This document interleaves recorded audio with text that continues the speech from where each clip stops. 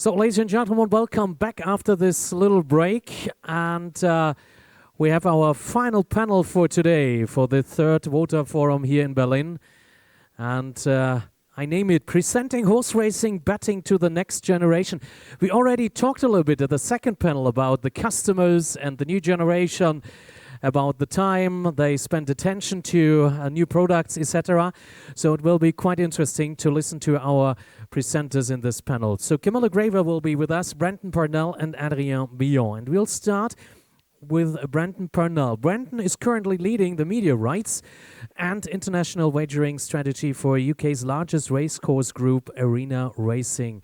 So quite a lot of work, I think. While he was previously CEO of Racing Queensland, he has an extensive background in betting, includes leading the Carrus Group's UBet, as well as Tabcorp's international and media businesses. And now we are ready to listen to him for Racing One platform and other experience in retail tote innovation. So give him a hand and a warm welcome. Here's Brandon Parnell. Thanks, Austin.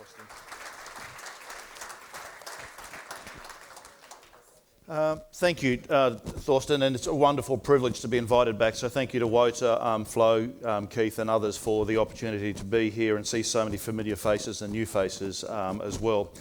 So a little bit about who we are before I jump into some historical lessons in innovation and attracting younger audiences from previous lives and some current ones as well. Today I'll focus on the left-hand vertical here, betting and data, of where we are currently. So our focus in the betting space on the race courses in UK is under the brand of BritBet, and it was announced overnight that BritBet, which provides great service to almost all UK race courses, will be also managing and hosting our pool betting from November this year. A key driver for that was to leverage some global liquidity and to innovate around experience and customer product. And as I think the lines have been used at this conference many times is, why can't the world commingle every race on every day? So we have as Crossy likes to say, a world pool day every day of the year. And I think that's very much part of a goal. I know Michael Fitzsimmons at Tabcorp shares that view via PGI and the critical role that it plays. We'll continue our great partnership with UK Tote Group. We'll continue to work with them to provide a similar customer experience on our race courses, and they will continue to host our play spot as well. Now, BritBet is powered by a really clever technology. I Need a Tech, and the platform that sits behind it is not just on the BritBet race courses, it's on our Greyhound race courses. It also runs the system for OPAP and their point of sale in all of the Greek outlets as well, and international connectivity with Bet by Bet protocol, which is it's been fantastic working with BritBet and I Need to get ready for November 1st. And just to give some context to, and one of the great attractions for me moving from down under to UK was the great tradition and history of British horse racing. This is from the most recent St Ledger, the world's oldest classic race, where horse racing began at Doncaster 400 years ago. Not quite as old as Chester, but still, it just goes to show. Next year, I encourage anyone who wants to come to reach out to Glenn or I from Arena. It's the 250th anniversary, and this year it was the most popular classic in UK on attendance, so something our team at Donny was very proud of. First of the innovations I'd like to share, and while some of these haven't lived the full course, there's some really fantastic learnings from these. And when I had the pleasure of running Tats Wagering, which was the brand of UBet in 4 states in Australia with 1,300 venues, we launched a product called Tappy. This was part of a large overhaul in those 1,300 retail outlets. We rolled out new point of sale, new self-service, but the significant element was getting our digital UX and CX team, so customer experience, user experience team, came up with this concept. It was simply building a bet in an app. Sounds simple, but the real benefit is the social implications that flow through. So you could sit in a venue and have a bet while you have a beer. You can do that in Australia. You can't do that in UK, in a pub. You can then have a bet over the counter if you want to use cash or with self-service, or you can bet in your account so no one can see. But then you can amplify that by sharing both the bet and then the bet slip with your mates, or you can post it to punters groups. And it became a very successful way to amplify. The benefit for Tote was we then used it to promote guaranteed pools and guaranteed jackpots. And when that launched, well, I think we grew active customers in that 6 months by 12% and digital turnover by about 14%. So it was a real social benefit. It engaged younger customers who didn't want to talk to someone. They could stay with their mates and just bet with their app or share their bets with mates who might have been out at a barbecue. So a really good social platform. Since then, Tabcorp consumed UBet, and other products have evolved which are very much like it. So Flutter's Sportsbet have got Bet with Mates, and it very much is focused on engaging a younger demographic. Example there on the right is also what we did for Melbourne Cup, was to simplify the experience. We put the barcode for every runner, so you could just go to any betting shop and have your bet on the Melbourne Cup in the daily paper. Second one, this is right up Crossy's alley, this one. How you innovate in a parimutuel world, particularly when you're launching new product. So I'll step through this in a few different examples, but having the likes of Paul Cross and the PGI team here was really pivotal around the time of broad rollout of commingling, linking up more countries.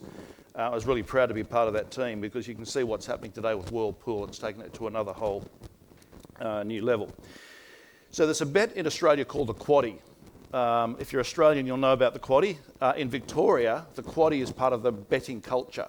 Every Saturday night on national television, the Quaddie replays would be on television every Saturday night.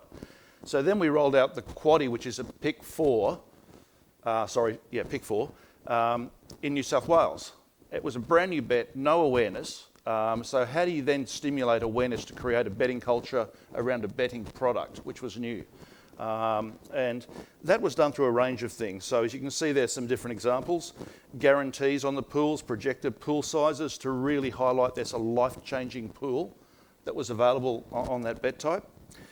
And then from there, that really helped product awareness, and it became part of the culture in New South Wales and in other states. So a brand new bet in a brand new jurisdiction that was enormously successful across the border took some work, but they were examples of what we did. But since then, it's taken a whole new level with a very stiff competition with Sportsbet and Ladbrokes and Bet365 in that market, and the tabs used to compete with each other back then as well. I used to sit on customer experience panels, and we'd have premium customers, middle range customers, and more recreational. And from those innovative panels, we talked about new bet types and new betting experiences. And from that came an early Quaddie. So it's the same product on the first 4 races, where the normal Quaddies the last 4 races. So incremental product, once you've grown awareness of a product in the market, that's worked very well. And since then, this proliferation, and I think John talked about it earlier, these money back offers to stimulate turnover, is cashing out if you've missed one leg of a Quaddie, or getting a bonus bet back, has really stimulated product awareness in a market now that's becoming much more fixed odds focused. So those are the tab examples. I won't dwell too long because I think we've crossed paths on this one. But this is the price promise that is offered both off-course via Tote and on-course via BritBet in the UK. I won't double down again on the stats, but it delivers. It does drive down margin. So this is an example here where the customer always gets the best price, so they don't have to worry about price volatility. Cheltenham, 10-year trend, over 30% up. I think you said 30 or 35 run rate across the whole lot. But it works well, and it's a great offer in a market that we're, in UK, as you say, it's a fixed odds market and it's a win market. Not much is known about exotics, and therefore tote awareness is quite low. So how do we manage margin? So a win takeout rate is circa 19.25%. But if you normalise it over time, and we share this across our BritBet partners, the blended rate comes out circa 15% after you match that price promise to your customers. But at 30% turnover uplift, it does provide stickiness for our customers that are on course. Very popular. And we'll be continuing that well under the new arrangements as well. Okay. The latest one, and this has not started out as tote, it started out as fixed odds, but I think it's a really relevant way that we talk, and I think a number of speakers have spoken about today. The collaboration for Racing One and now Racing One Markets was launched late last year. So this is a global portfolio of rights with one single integration for vision and risk management. Why we established the group of us first, who are in the room, GBI, it's great to have that band back together, doing a good job, and Tabcorp, is that there is a long tail of casino and sports books and cryptocurrency and digital operators that don't know a lot about racing. It's not in the culture, it's not well known, and it's really complicated to explain to new people. So we've come together and we provide that one-stop shop of vision and risk management, and it's powered by Pythia Sports, who does the risk management for us. The portfolio is 143,000 races across 3 codes, and when additional countries come and say we'd like to join your product in a certain market, we will include that as well. But it's about returning the majority we can back to who's putting on the show, who runs the race courses as well.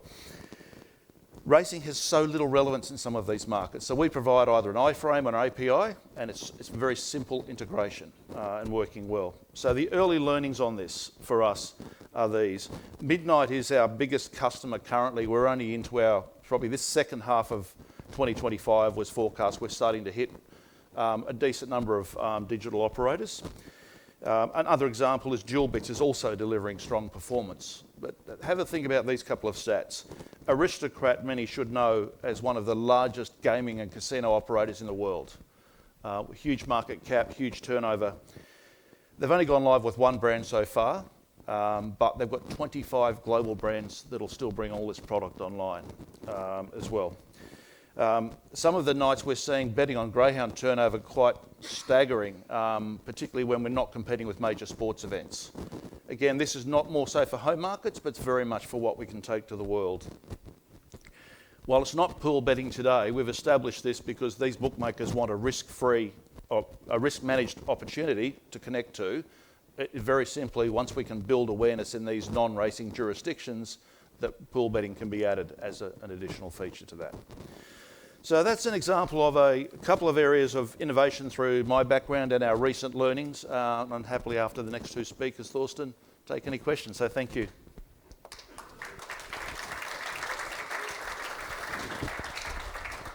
Thank you very much, Brandon. You already mentioned our chance question and answer. If you have any question, please feel free. Yeah, I come over that we can all hear it. Don't worry, Brandon, it's an easy question. It's just about the business model, about the taxation in UK coming. Mm-hmm. What is your plan to try to reduce the impact of the new taxation in England? Yeah, for those that haven't been following UK, there's a discussion paper which has been considered by our Treasury to harmonise the remote betting duty. So for sportsbook and racing, it's 15%, and for online casinos, it's 21%. And by harmonising, that would mean going up. So we've been working very closely with British Horse Racing. The Hong Kong Jockey Club's been a fantastic ally, as have the IFHA, in really highlighting the fact of racing is not a faceless tax. Racing is a lot of employment, and racing should be exempt from this.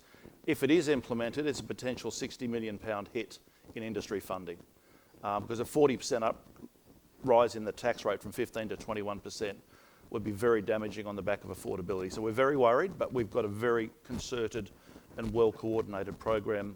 Hope's not a good strategy, but with a plan to keep racing exempted.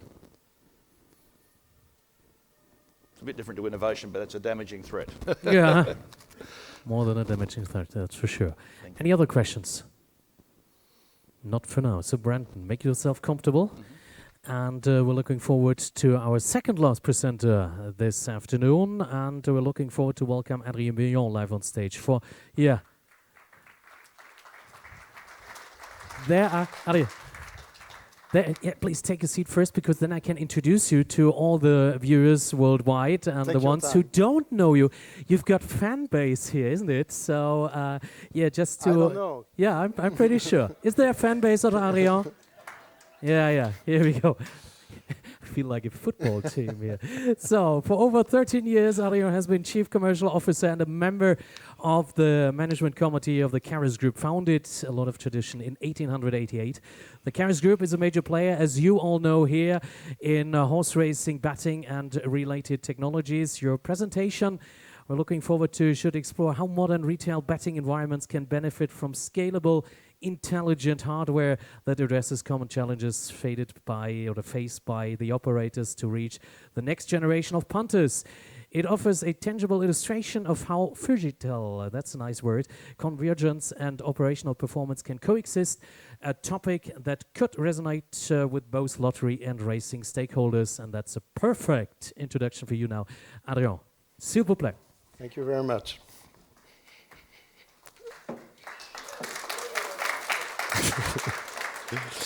Okay, just a quick introduction. I don't know if the slides can be... Technology, right? Quick introduction about who we are and what we do at Carrus.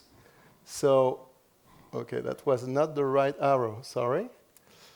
So at Carrus, our main activity is being a global technology operator, serving betting and lottery operators.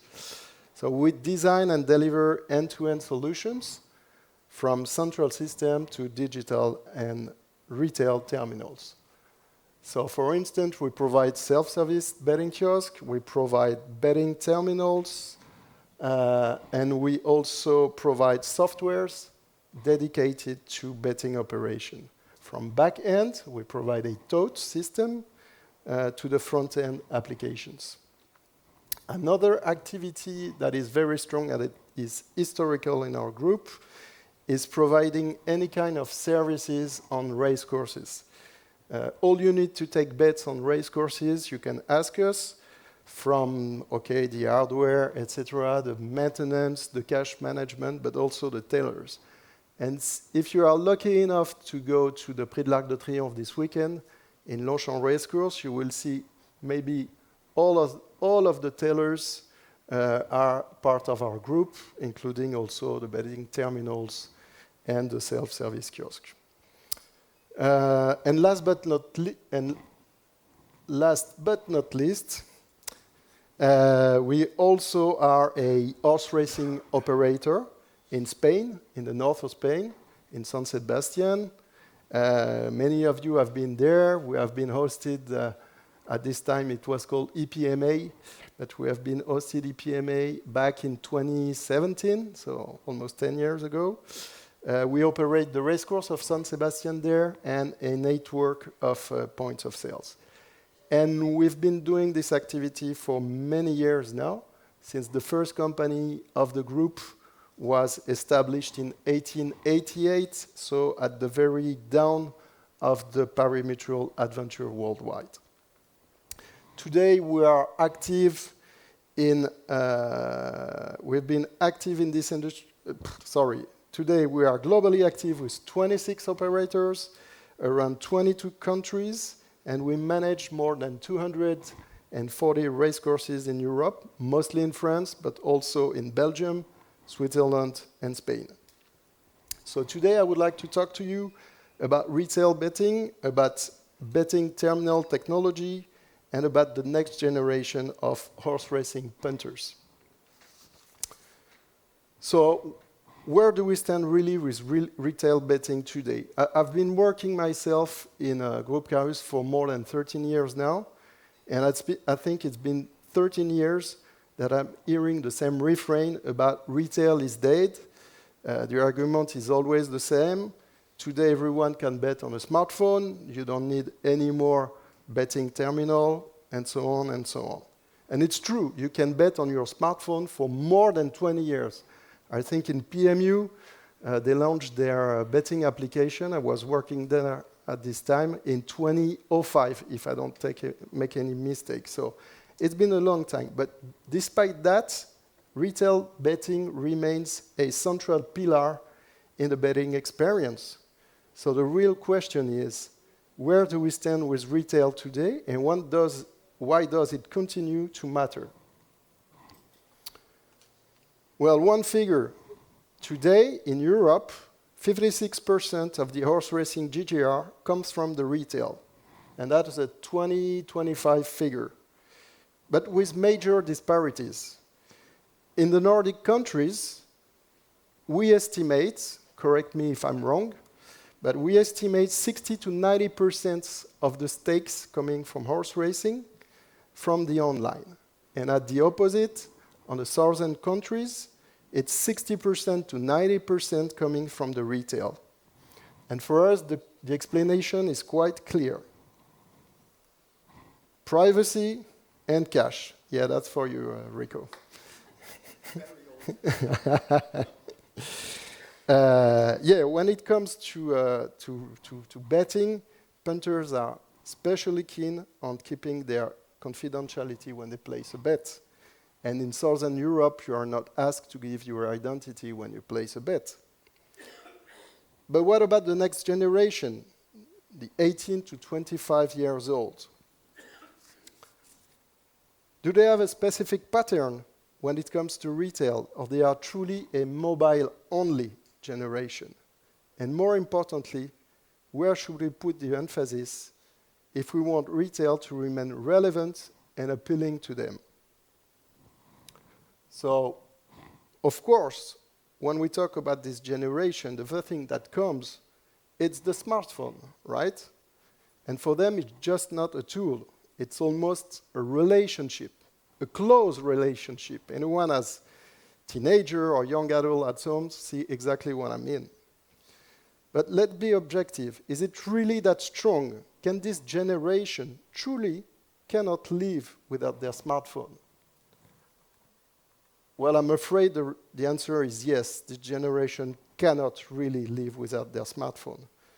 And the figures confirm that. In France, for instance, 91% are equipped with a smartphone today, compared to only 70% back in 2011. So the trend is quite clear. But here's the interesting part. They are still using cash, okay? In France, for example, at least 1/3 of the 28, 25 years old withdraw cash at least once a week. And it's even every day for 9% of them. In Germany, it's even 35%, Rico.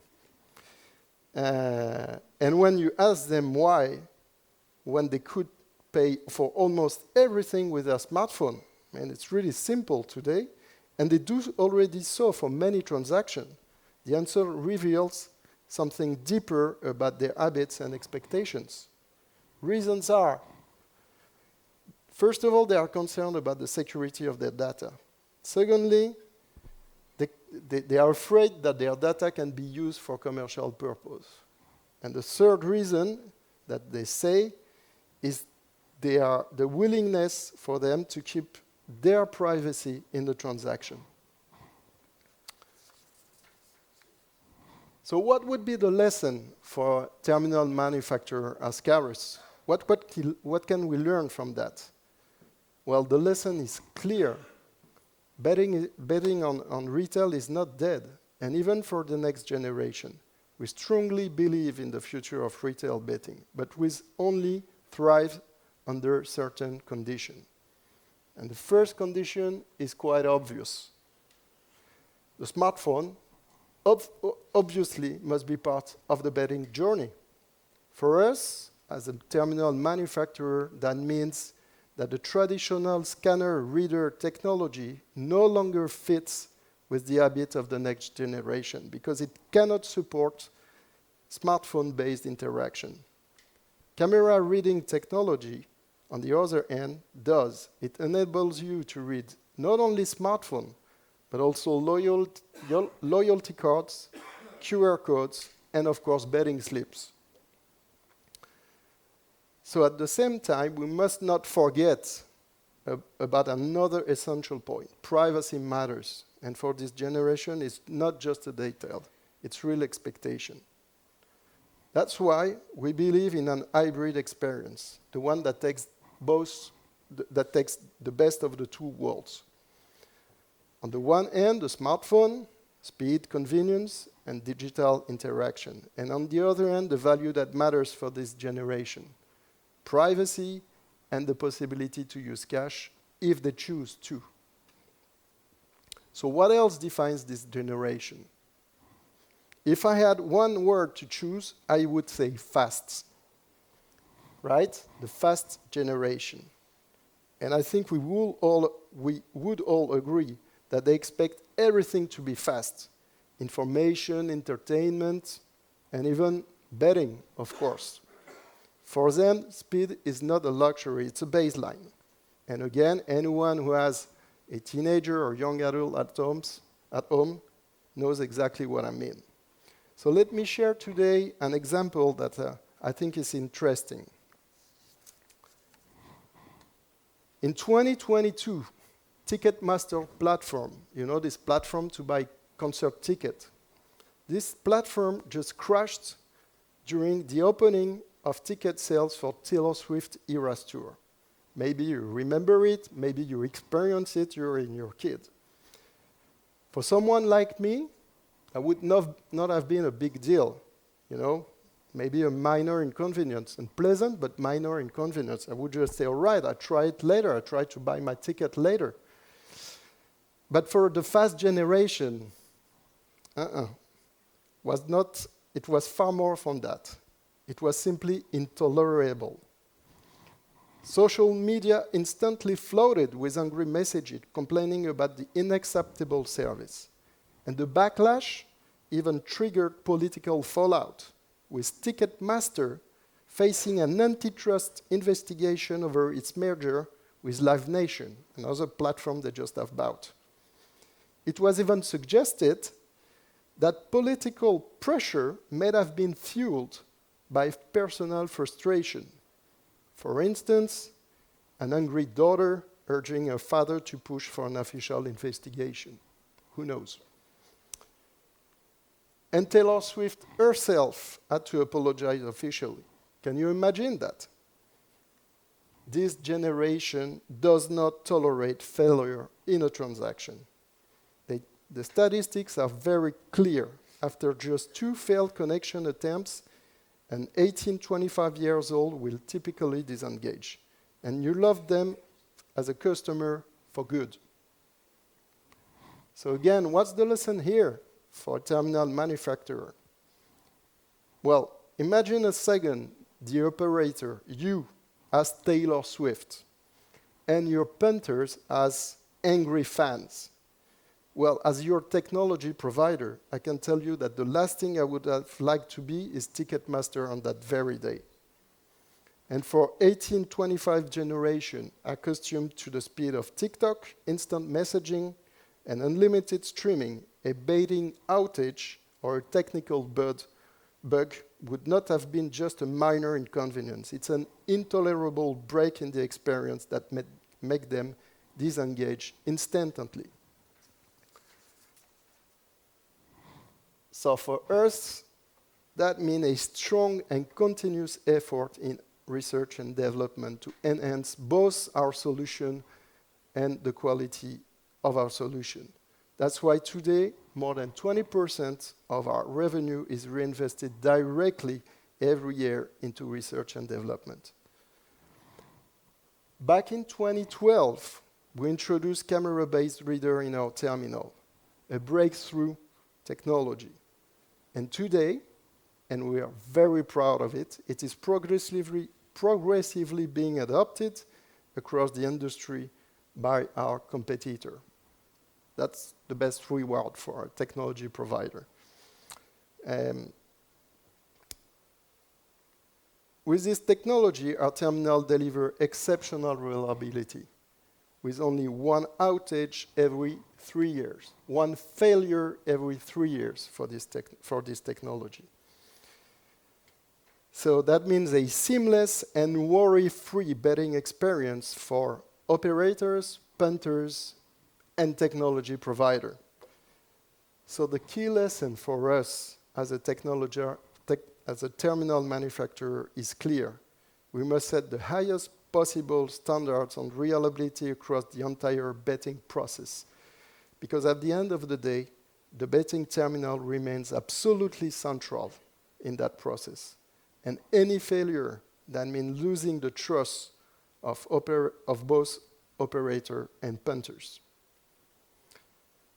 So we've seen how important is smartphone, cache, speed, reliability for this generation. Let me ask you, what else do you think matters for this generation? Any guess? Come on, there's a betting terminal to win for the good answer. No? Depends of your order. So, yeah, I hear you. Yeah, sustainability, right? Absolutely. The responsible the responsible generation, right? We all are committed with climate change. Almost everybody. There's still some president who doubt about scientific facts and maybe claim that climate change is a scam, I think. Okay, but let's get back to reality, right? For this generation, according to the World Economic Forum, 70% of this generation is extremely worried about climate change. 70% extremely worried. Wow, that's not just a figure, that's not just a word. It is a signal of how deeply this issue shapes their choices and expectation. So again, what's the lesson for us as a terminal manufacturer? What should we learn from this? The answer is clear. This generation is highly sensitive to climate issues, and for us, the betting experience must never be seen as climate careless.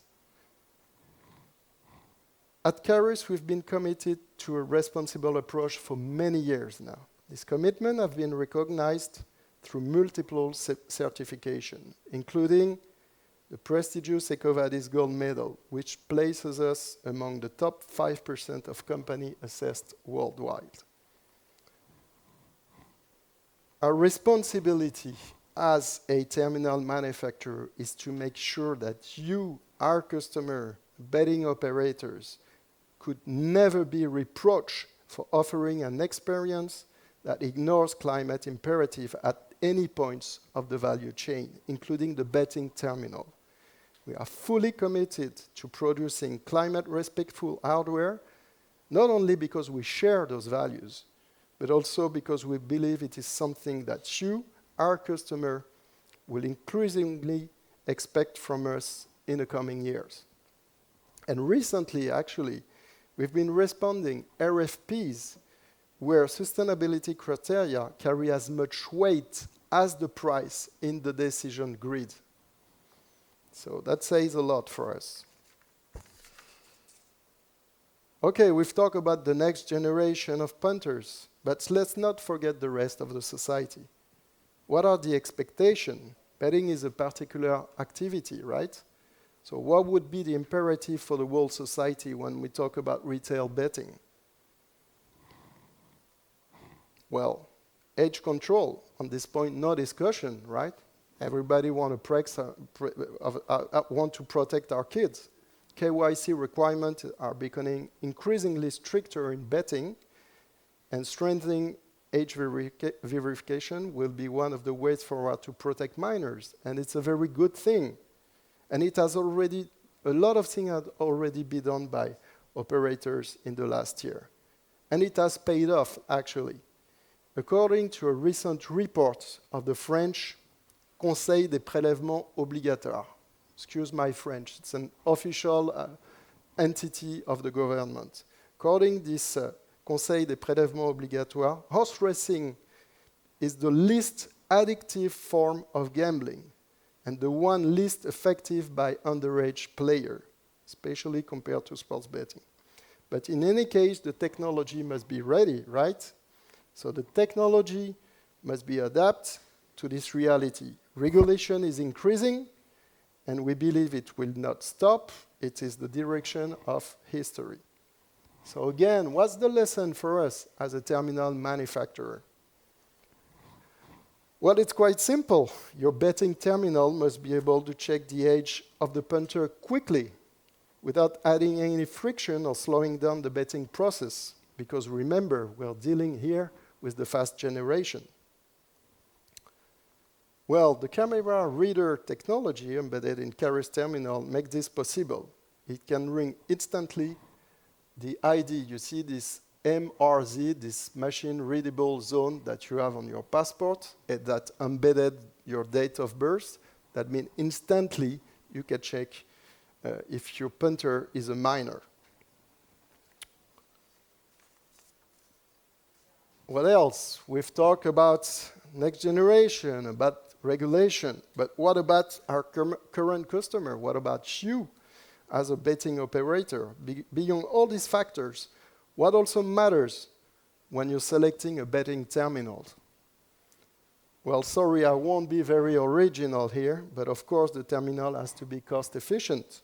That's always the starting point, right? Well, good news. With only one failure every 3 years, that means minus 90% costly intervention in points of sales. What else? Well, you also need terminals that can be delivered at scale, and not just for a dozen, but hundreds, thousands, with confidence and on time. Well, we proudly have a proven track record with more than 100,000 camera reading technology already delivered worldwide. And today we are the 4th generation of this technology, working on the 5th, actually. So yes, we understand that in addition to all the points we've discussed, you need a terminal that is both cost-effective and capable of being delivered at scale.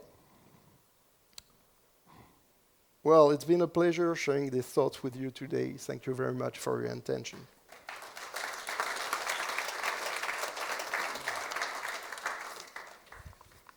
Adrien, thank you very much. And once again, the chance to ask questions now. I look around for the audience. No questions in front of everyone. Yeah, here we've got a question. I'll be there. Thank you. Just a quick question. You're focusing a lot on the 18 to 25 age group. Is that the demographic you think is growth there? Because I don't think we see that in a lot of other parts of the world, those between those ages of people coming on board. Yeah, you're asking me about the range 18 to 25? Yep. Yeah, that's my interpretation of the subject of the panel, actually. So I understood it was the question about this panel, next generation punters. Sure. Sorry, I don't have any better answer. Don't worry. Any other questions? So if there are no more questions, ladies and gentlemen, I'm more than happy to present to you now a special guest. She came straight from her family vacation, interrupted this vacation for us, just for you, everyone today here for the WoTA Forum 2025. She's head of commercial and producer at Maverix Media. I think we already saw the logo down there. She was previously consultant for Playroom events and project manager at Mainz and TV2 in Norway. And that's the most important thing, she's a creator and producer of a really, really successful free tøyler at Viaplay. We see a picture here. The series covers both the horse racing itself, like everyone from us loves, but also the people who live and breathe for the sport. Viaplay will decide very soon if they will start to produce 8 more episodes. I think it's next week, if I'm correct. So, ladies and gentlemen, she gave me already 2 facts before she will enter the stage. She's told me that cast is the key as well. Trust is the key. So give her a hand. Camilla Graver, welcome.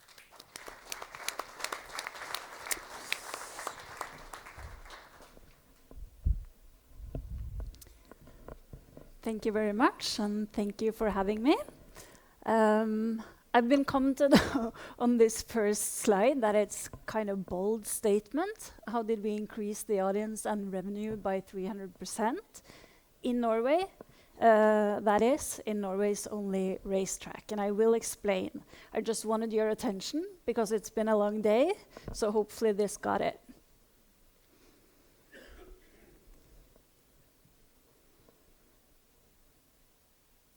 Yes, so this is a poster in Norwegian and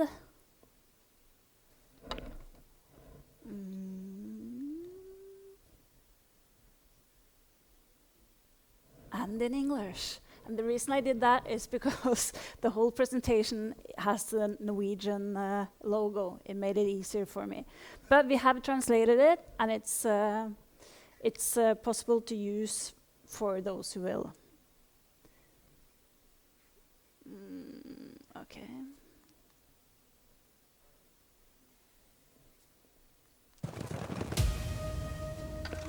Espen Ski er Norges beste jockey. Avdanket jockey. Sivilstatus, mange kjærester. Han var best. Han er mye, på godt og vondt. Nå er han ikke det lenger. Det er jo faen så mye gærne mennesker der. Og de hadde jeg jo ikke sett at det var gærne, for da var jeg like gæren selv, ikke sant?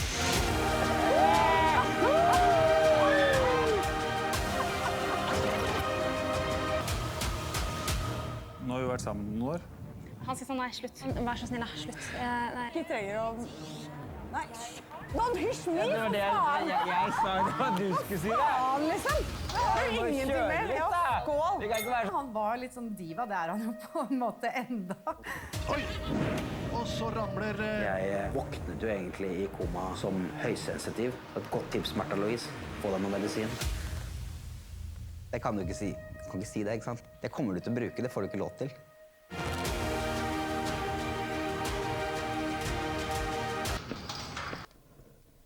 Small taste of the TV series that I'm gonna talk a little bit more about. But first of all, I have to introduce Maverix, my company. As you probably have guessed, we don't always play by the book, but we always get results. And that's why we did this. So, Norwegian racing was up in front of a challenge. Many might recognize themselves in this, but in Norway we have only one racetrack for gallop, which is very small. So it's a small and hidden sport.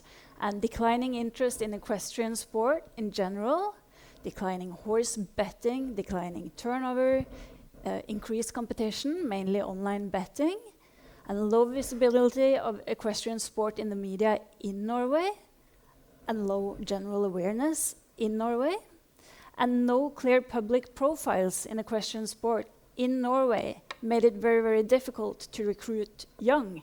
So this has been a challenge for a long time, but it was about time to do something about it. And for those of you who don't know, which is probably all of you, I was for many years an active amateur jockey. I have a horse who's racing tonight. That is why I'm so nervous. In about 2.5 hours. So hopefully I will be very happy tonight. But I've been in the environment for 25 years, and my heart is really in the horse racing industry in Norway, which is very small. So I think I know everybody who does horse racing in Norway. So this is why we started playing with this idea. So the solution, it was, we have to make it more popular. We have to be seen, we have to be heard. And how do you do that? How do you create awareness around horses and betting? And how do you spark enthusiasm and engagement? And we thought the answer was building profiles. You have to have recognizable people who you can either love or hate, but you have to have some kind of feeling for them to be big enough to be able to talk on the way of the horses, on the way of the industry, and then you can build knowledge. You have to be seen first. And then, of course, showcase the excitement and, most important, the USP of the sports. How do we do that? We have to show people who don't know about horses, who don't like horses, who doesn't care for horses, who doesn't know that we have a racetrack in Norway. We have to engage. And only that way, we believed, or not only that way, but doing it this way, we had a possibility to recruit. So we did a TV series. It was 8 episodes, 42 minutes, two commercial half hours. But we also did a lot more. We did a multimedia we did it multimedia way. So we had the television show to showcase everything, but we built all of our cast. We built their social media. We had our own social media for the television show. We had events. The television show had ads and boards. A side effect is that we made a music video for some of Norway's coolest artists, I think. We were on the radio, we made podcasts, we had editorials, we had a lot of press. We had a website so everybody could see what we're doing and behind the scenes. It was, of course, SEO optimized. Yeah, you know what I mean. We had TV commercials and we had sponsors on the television show who made sure that we could do all of this and also pay for some of it. The main sponsor was Viaplay, who bought the television show and aired it, both on television but also on their app, so you could see it online whenever you want. And Rikstoto, yes, the biggest sponsor and partner. We have worked together very closely all the way during production and before and after. And we also had Boots Pharmacy and an equestrian shop that is called Sundhest, that is obviously only Norwegian for now. But this really helped us build our universe. And this is a brief synopsis of the basic idea, but it is mainly to follow and to see a side of the sport that you don't get to see as just an audience. You see the horses, you see the jockeys, you see the racing, but if you don't have a connection to it, or if you don't know so much about it, why should you watch horse racing? There are so many things to choose from. So we wanted to show the passionate side of the sport. We wanted to show that it's big dreams and big money and really, really, really hard work. Equestrians don't sleep a lot. And we followed the everyday drama, and the drama became bigger than we could have hoped for, which was very, very good for television or for the ratings. But that is what happens when you do reality. And here comes a little longer introduction, so you can see what it's about. I'm sorry I didn't have it dubbed, but it's subtitled.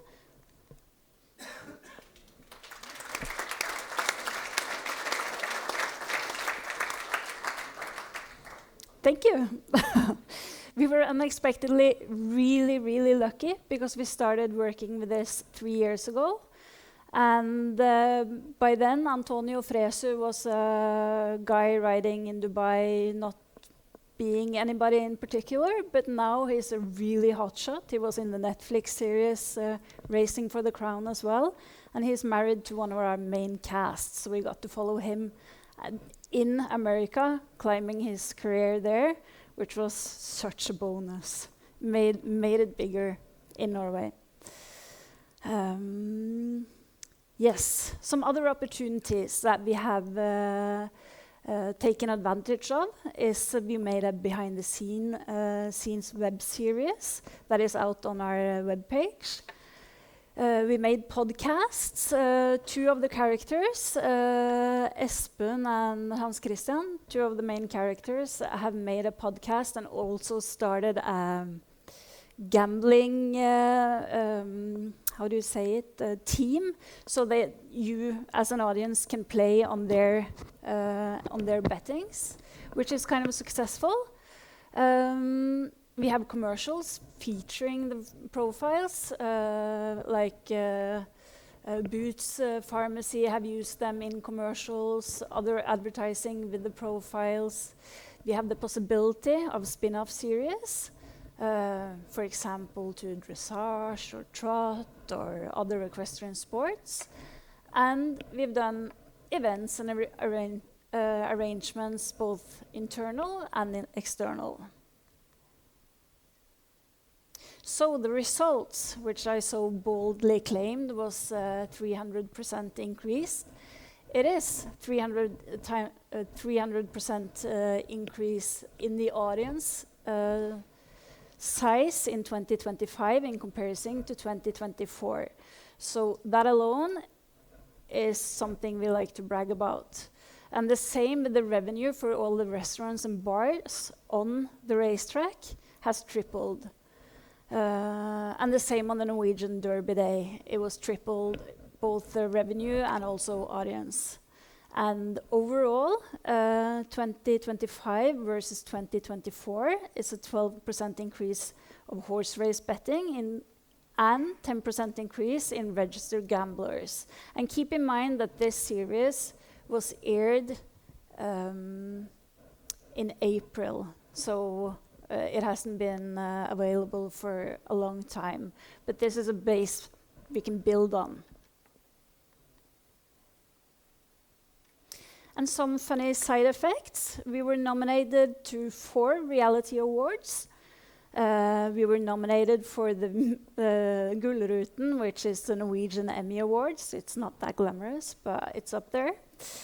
We got to make a music video by some of the Norway's coolest and best artists. I'm going to show it to you. And we built new profiles and influencers within the sport, but also for audience that is not that interested in horses. So we have been contacted by other environments, both sports and music, that want Maverix to help them brand and make a multi-channel universe for them. Yes, so these are the sponsors. And to end on a good note, it's Thursday night.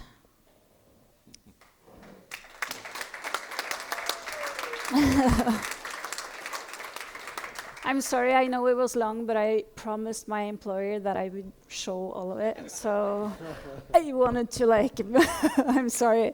But this was a #1 on Spotify for a lot of weeks in Norway.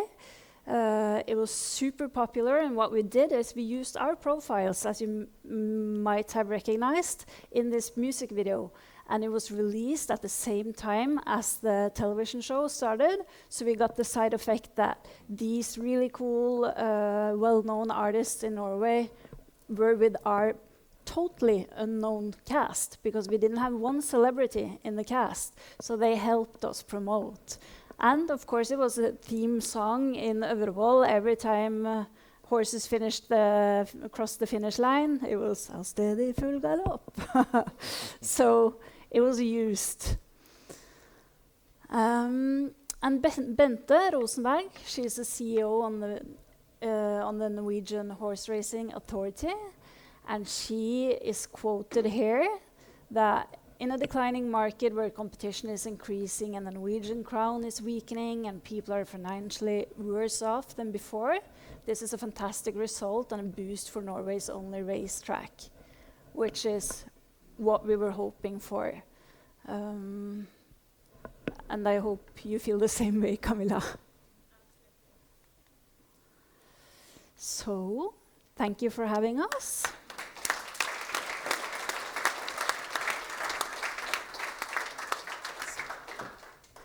So Camilla, thank you very much. And we heard a lot about Doncaster today, which is nice. Good. But I think we all want to go to Norway now. Yes. Yeah, that's for sure. So we're waiting for the invitation. At what time does your horse run? 7:30. Okay, we get this fixed. And how are the quotes? Good? Yes, they are worryingly good. So I'm very, very nervous. I had him since he was a yearling, and I broke him in myself. So I'm like... Oh, from the bottom up. Oh, yeah. So all fingers crossed from around 100 people and guests today at this WoTA Forum. First of all, are there questions to Camilla? I do. Yeah, you've got a microphone. That's very easy. It's working? Yeah, okay. One question. Do you think it will be broadcast outside Norway? It was broadcasted in Sweden as well, because one of the jockeys, Ulrika Holmqvist, she is Swedish. So Rest of Europe, maybe? Rest of the world? no, and Not you know yet. we have not yet, and you know we have a lot of friends and people who live all over the world, and they called me from the UK, amongst others, and say, yeah, I can't stream it. Like, can you open it for me? But we weren't allowed. Would so it be possible to have a special release for WoTA people? Of course, of course. I think Harald Dørum will fix that. Great. Yeah. Looking forward to any other questions? If not, I say thank you very much to my panelists of this third and last session. That's your applause. Thank you so much Thank you. for being with us.